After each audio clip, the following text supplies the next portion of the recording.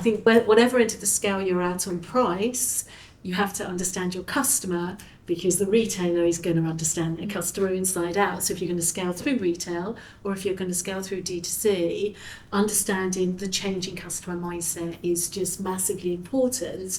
And there's that point that the category is expanding, but they are increasingly value conscious, to your point. And value can mean all kinds of things, and value mostly means that it works, because the customer is going to decide what value is to her. But it's a waste of money. And I like to make stats up a little bit, because so I always make this stat up, but I think it's right, and I'll have a show of hands, because I think that if you open most beauty cabinets and dressing tables, about 80% of the product never gets finished. You know, how much product never gets finished? We researched that, that's about right. Is it? Hey, but someone actually knows. But you know, I think it's so true. And I actually did want to come straight to you as well with that, because you do talk massively about personalisation equals efficacy.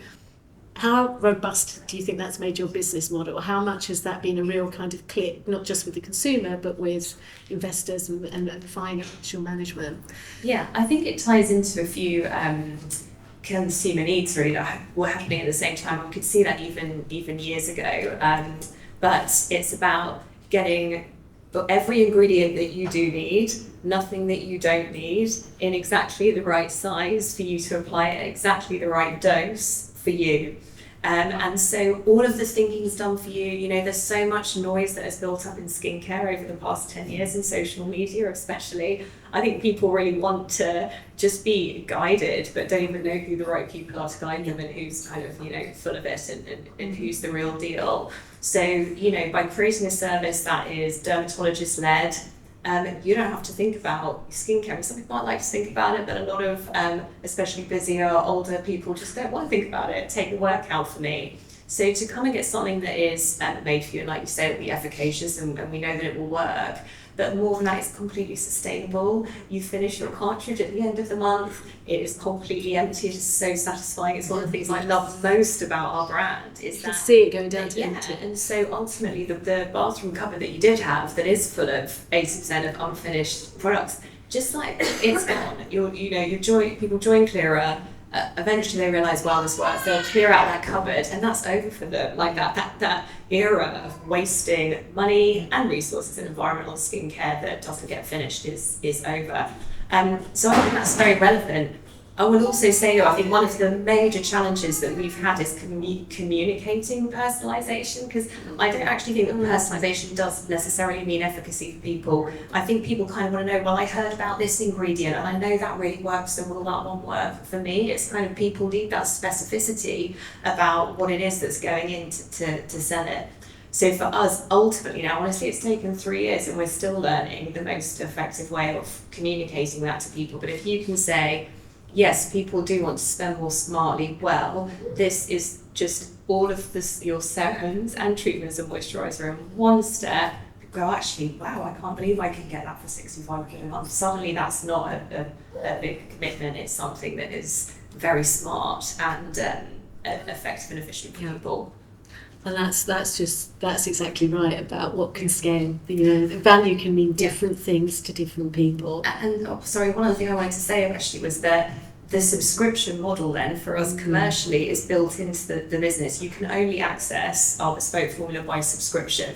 And I think people understand that as well. It's not tacking on the option to subscribe and save money. It's like, look, you know, if you want to really change your skin, that is available to you, but you're not going to be on a journey. If you don't kind of do this for more than a year or two, really, you just, you know, go somewhere else. It's okay. This isn't for you. But if you want to jump in with us, we will change your skin and get you the best skin that you can together, and it has to be by subscription. So clearly, commercially, I feel like when acquisition's been slower, that repeat revenue is what has saved the business. Yeah.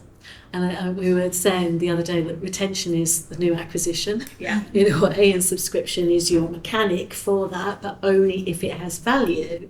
And Ian, I wanted to come to you on that because it comes down to budgeting, because you talked about communication. So how do you communicate story plus product efficacy, and how do you look at that within your budgeting process when the cost of digital media has skyrocketed? What's your thoughts on that when you work with founders? I think one of the first things we do when we start working with a brand is to obviously take the big look, the long look at their data. And that's really understanding it at a customer behavior level to start with. So we look at what a new customer was acquired for, and then we start to look at, okay, what are they buying, how often are they buying it, and how much are they buying when they repurchase. And that's one of the key pieces of information that every founder has to know about your core product. In my experience, sort of every early stage brand and growing brand needs to have their hero product that you're building a business around. And what I mean to build a business around it is you can say mathematically, I know exactly what I can buy this product for, what I can deliver to the customer for, what I can pay to get that customer's attention and get them to come buy it, and understand that either for a product like Cleara, what they'll continue to buy it for each month, or if it's maybe a bit of a broader product range brand, what they're going to buy next and how long it will be until they buy that. So there's a lot of pieces of information there, but when you kind of step back and look at it, your business will fall around what your average consumer does. So when you understand what that average customer's journey looks like, how much they're going to buy from you and how much cash that will provide for your business, you can then form your budget based off of that. And that's really how you build an omni-channel brand from a budgeting perspective these days. Because you understand roughly, if I spend X amount on marketing, that will deliver me so many customers, which will deliver me so much new customer revenue. On the back of that, I understand how often those customers will come purchase from me again and when. That delivers you your returning customer revenue forecast, off of which you can then go ahead and budget what you have to spend on marketing, because you know your gross margin from those products.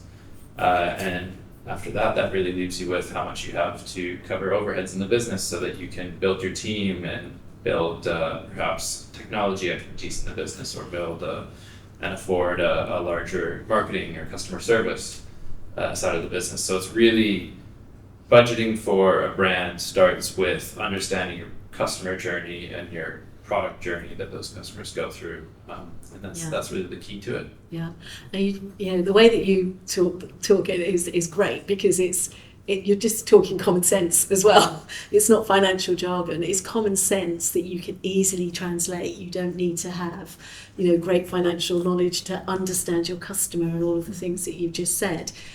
You might need some help, putting some of that together from a numbers perspective, and you might need some help on analysing what's worked, what's not, but it's actually not so difficult. And often if we don't know an area of the business, like I think you knew finance, Rosie, but that's not me. Actually thinking about where your gaps in knowledge are and then partnering is what makes, a lot of sense and could save you a lot of money when you spend a little bit. But talking about money and pricing, I wanted to come to you, Rosie, because when we talk value conscious, and we've kind of talked what value could mean in terms of efficacy, but the customer is still looking for a promotion, and I was in store. I've actually filmed with some staff in Selfridges in Birmingham, and they were talking about customers coming in because they want to try, feel, touch and smell, and about 30% of them, 30% on their phone saying, I'm really sorry, but I can see it looks fantastic for less, or I can see an offer on this website for less, and so a lot of brands can do a knee-jerk reaction to that, can't they? But it has pros and a lot of cons. Well, I think you can get into a cycle of discounting, and ultimately that just devalues your product. So we offer one-time purchase and subscription, and it's different for supplements because you need to do blood tests, you need to do body tests to get a truly personalised approach. And when we created our products, it's, we've got a leading expert as my business partner creating these products and I look around at other supplement brands, and I can't tell you how many people I've spoken to. They're like, I found this ingredient on Google and I went and spoke to a scientist, and then we've just made this supplement around it. And, you know, I can see why a brand like that is pulled into a sales cycle, because they may acquire a customer, but are they going to retain that customer? And for us, acquiring a customer is actually more difficult because there's a big education piece around why the products are so effective. They're very complex. There's a lot of scientific explanation that goes alongside our formulas, but once people are in, our repeat purchase rate is nuts. And once we can get people to wrap it into their daily routine, our lifetime value is phenomenal, and that's really the heartbeat of the company. And we've never been pulled into. We did it once. We did a Cyber Monday deal once to our database, to our non-subscriber database, and we found that we just shot ourselves in the foot for the next month because everybody stocked up, and we saw a dip in sales the next month. So they were going to buy anyway. Then they all came back the following month. And we just said never again. So we offer a subscription for 15% discount, but I think, you know, there is a knee-jerk reaction, and that goes back to just not, I think it's very, very difficult, especially in such crowded markets and saturated markets where we're all sitting, to look outside and look at our competitors and feel like they're doing better than we are, and we've got to adopt that sales strategy, and you've just got to have your blinkers on, stay true to what your you know, what you stand for and what you believe the value of your product is. I'm actually, to your point, we've tested price points several times, and actually the higher end, it would always be at the ceiling of what you'd think people would pay for it. And I think that it's that barrier, it's that balance between the gifting good and the perceived. It's got to be good because it's this much, but you know, actually not you've got to be confident in what you're delivering. And I think when you put so much into the formulation and the third party testing, you know, the testimonials come through, you've got to be confident in asking for that slightly above market price. Yes. And you've got to and also means people don't waste it. Sorry, you know, like if somebody spends a bit less on a product, and this is what I mean about devaluing it, they're not going to hold it as valuable to them. They may not use it as much, and they'll be happy for it to sit on the shelf. Whereas if they've spent just enough, they're going to make sure that they take it, and results come from consistency. So all of these things have to come into consideration when you're setting out a pricing model. Yeah. And also the data, you know, the data doesn't lie, does it? So yeah, the data doesn't lie. Yeah, exactly. And that piece that you just said about just taking money off the table in the future, I mean, that's happened so much with so many brands when you do that knee-jerk reaction, and you've killed your margin in the meantime. And devalued your don't know brand. what's happening behind the scenes at a brand. They could have something coming up, you know, that people discount for lots of different reasons, and Yeah. you just got to keep your blinkers on. Yeah, you have. And I think that point on pricing and getting it right is really important. And Ian, you and I had a discussion on that, because getting it right for D2C in your own business is one thing, but omni-channel is huge in beauty, and making sure that you're priced to be able to sell and carve out a very chunky retailer margin. You know, I have to tell you, I had a 32.5% margin with a few different brands. Very difficult to get anything like that ever. It feels like I actually asked for it for somebody 3 years ago, and they just looked at me like, I thought you knew what you were talking about. I thought you knew. I've got to ask, and I'm going to say why. I didn't get it. I think you've got to be looking at an 80% gross margin. Yes. Especially if you're going to go and work with retail. Like Yeah, retail minimum. take minimum 50-60%. Yeah. So you've got to be looking at 80%. You really have.